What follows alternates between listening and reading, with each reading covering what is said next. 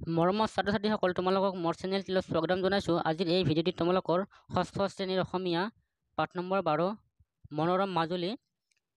যদি মোৰ ভিডিঅ'টো ভাল লাগে তেন্তে লাইক শ্বেয়াৰ কমেণ্ট কৰিবা আৰু মোৰ চেনেলটি যদি প্ৰথমবাৰ আহিছে তেন্তে ছাবস্ক্ৰাইব কৰিবা, ছাবস্ক্ৰাইব কৰি বেল আইকনটো প্ৰেছ কৰি দিবা আৰু অল নটিফিকেশ্যনটো অন কৰি ল'বা।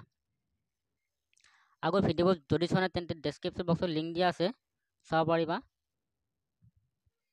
সকলো লেচন পাবা আৰু সকলো প্ৰস্তুতি পাবা, ঠিক আছে।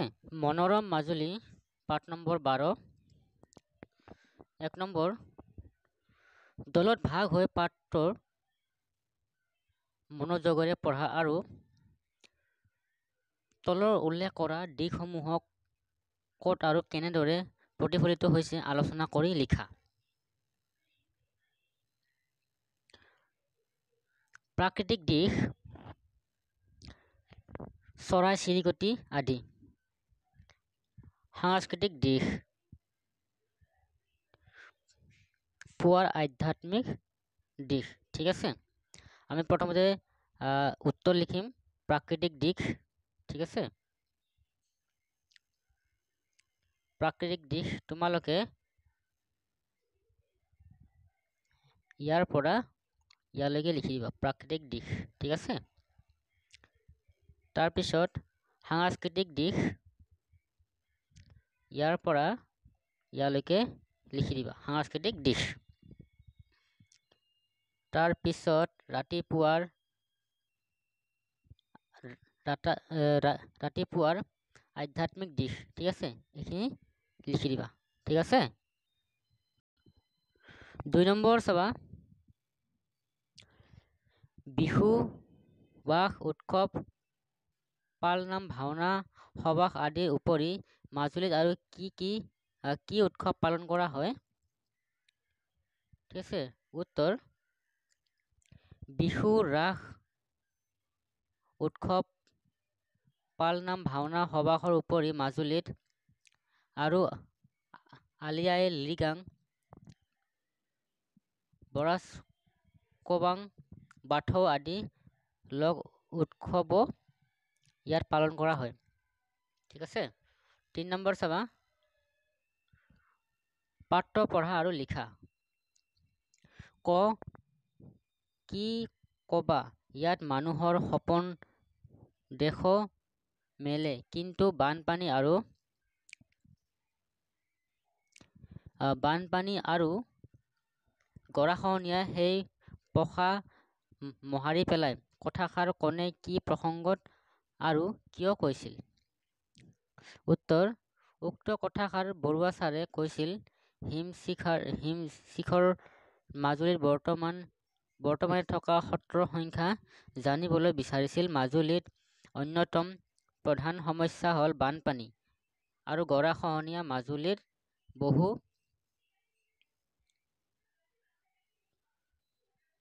বহু মাটি ব্ৰহ্মপুত্ৰই খহাই নিছে। খহনীয়াত সত্ৰই নিশ্চিহ্ন হৈ গৈছে।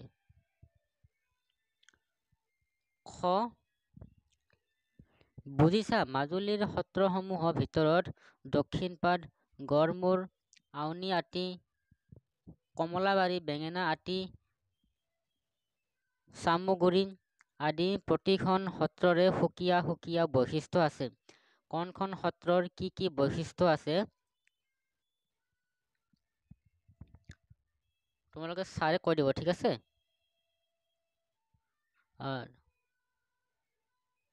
উত্তৰ লিখিবা, ইয়াতে লিখিছো উক্ত কথাষাৰ বৰুৱা ছাৰে কৈছিল। সত্ৰৰ বৈশিষ্ট্যসমূহ হ'ল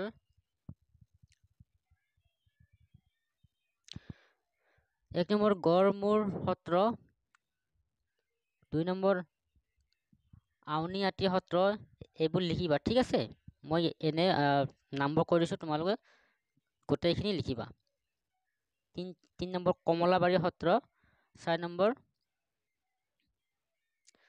নম্বৰ বেঙেনা আটী সত্ৰ, 5 নম্বৰ চামগুৰি সত্ৰ, ঠিক আছে। এইবোৰ তোমালোক লিখিবা, ঠিক আছে। 4 নম্বৰ মনোৰম মাজুলী ভ্ৰমণ কাহিনীটো তোমাৰ আইতা আৰু মা দেউতাৰ আগত বৰ্ণনা কৰা। তোমালোকে নিজেই কৰিবা দেই। 5 নম্বৰটো নিজেই কৰিবা দেই। 6 নম্বৰ, মাজুলীৰ বিষয়ে 10টা বাক্য লিখা। উত্তৰ: ভাৰতৰ অসমৰ ব্ৰহ্মপুত্ৰ নদীৰ মাজত অৱস্থিত মাজুলী প্ৰায় 352 বৰ্গ কিলোমিটাৰ বিস্তৃত বিশ্বৰ সৰ্ববৃহৎ নদীদ্বীপ হিচাপে খ্যাতি লাভ কৰিছে। বৈষ্ণৱী সংস্কৃতিৰ ডুব যোৱা এই চিত্ৰময় দ্বীপটোত অসংখ্য সত্ৰ বা মঠ আছে, যিবোৰ অসমীয়া কলা, সংগীত, নৃত্য কেন্দ্ৰবিন্দু। বিশেষকৈ সত্ৰীয় মাজুলীৰ প্ৰাকৃতিক দৃশ্যত ৰসাল সেউজীয়া নিস্তব্ধ ধাননি পথাৰ আৰু মেৰুকৰণ নদীৰ মেজাইক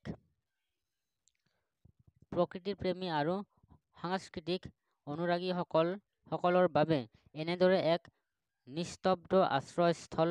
এই দ্বীপটোত প্ৰধানকৈ মিচিং জনগোষ্ঠীয়ে বাস কৰে, যিসকলৰ সুকীয়া ষ্টীল ঘৰ আৰু জটিল হস্ততাঁত বোৱা পৰম্পৰাৰ বাবে পৰিচিত। ঠিক আছে। এবাৰ 7 নম্বৰ, উপযুক্ত পুৰুষবাচক বিভক্তিৰে বাক্য পূৰ কৰা।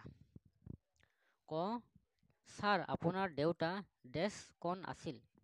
উত্তৰ: ছাৰ আপোনাৰ দেউতা কোন আছিল? খ, গগৈ বাইদেৱে ক'লে, তগৰ তোমাৰ মা ডেছ আহিছে। উত্তৰ: গগৈ বাইদেৱে ক'লে, তগৰ তোমাৰ মা আহিছে। গ, তোৰ ককা ডেছৰ বয়স কিমান হ'ল? উত্তৰ: তোৰ ককাৰ বয়স কিমান হ'ল? ঘ, তোমাৰ পেহী ডেছক চিনি পাওঁ। উত্তৰ: তোমাৰ পেহীয়েকক চিনি পাওঁ। ঠিক আছে, এনেকে লিখিবা। 6 নম্বৰ চাবা।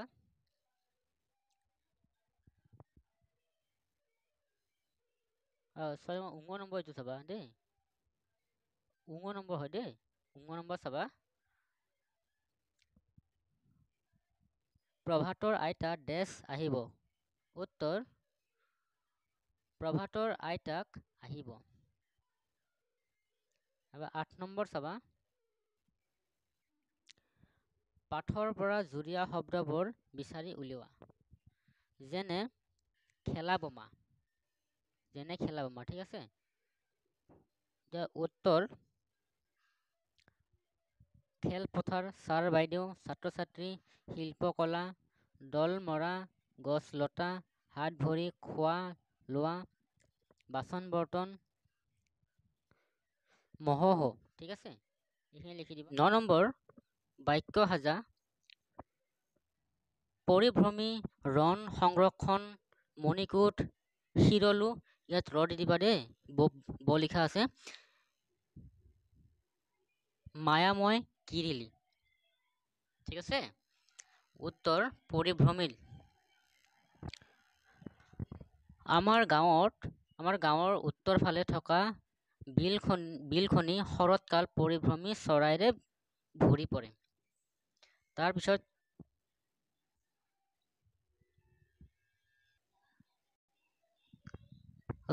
ৰহন অস্তগামী সূৰুজৰ হেঙুলি ৰহনেৰে পাহাৰখন ৰঙীন হৈ উঠিছে।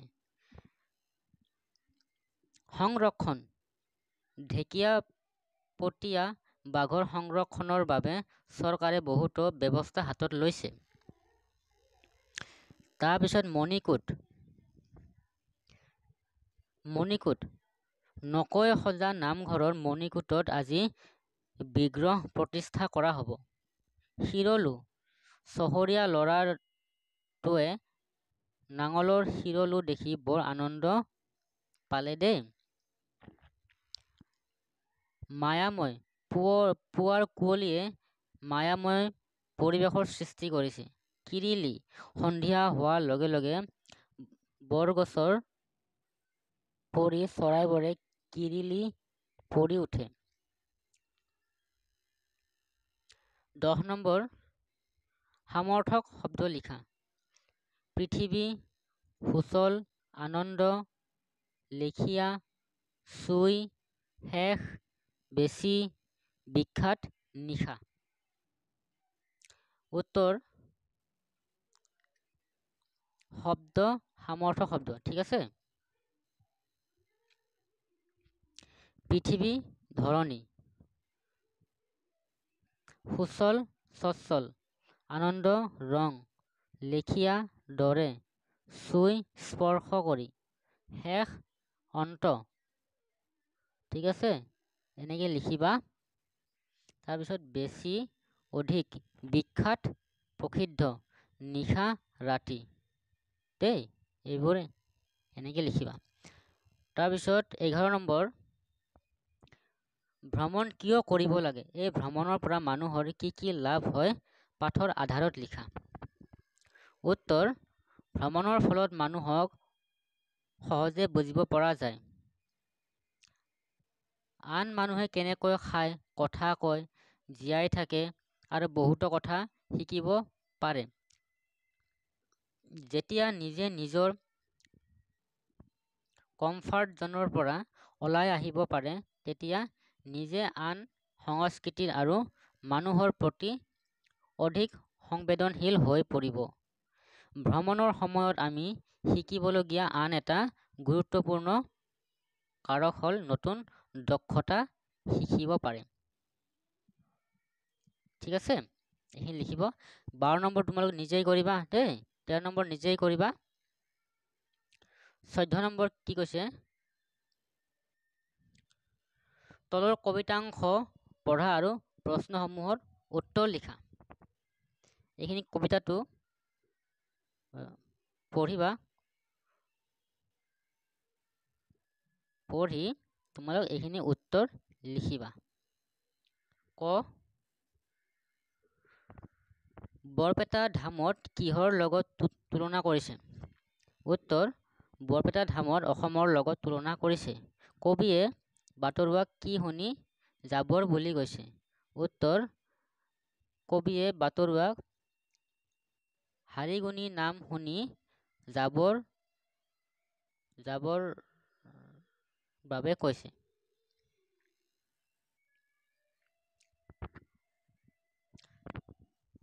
গ কবিয়ে কাক চাপি কি চাই যাবলৈ কৈছে? উত্তৰ কবিয়ে সুখী দুখী পাপী তাপী কাষ চাপি কি চাই যাবলৈ কৈছে। ঘ কবিয়ে কাঠ সকলো সমান বুলি কৈছে। উত্তৰ কবিয়ে হৰিভক্ত সকলো সমান বুলি কৈছে। ঠিক আছে, তো আজি এইখিনিয়ে। মৰমৰ ছাত্ৰ ছাত্ৰীসকল, আজিলৈ ইমানেই। যদি মোৰ ভিডিঅ'টো ভাল লাগে তেন্তে লাইক শ্বেয়াৰ কমেণ্ট কৰিবা আৰু মোৰ চেনেলটো যদি প্ৰথমবাৰ আহিছে তেন্তে ছাবস্ক্ৰাইব কৰি বেল আইকনটো প্ৰেছ কৰি দিবা আৰু অল নটিফিকেশ্যনটো অন কৰি ল'বা। আগৰ ভিডিঅ'বোৰ যদি চোৱা নাই তেন্তে ডেছক্ৰিপশ্যন বক্সত লিংক দিয়া আছে, সকলো প্ৰশ্নটো পাবা আৰু সকলো লেচন পাবা, ক্লিক কৰি চাব পাৰিবা। ঠিক আছে।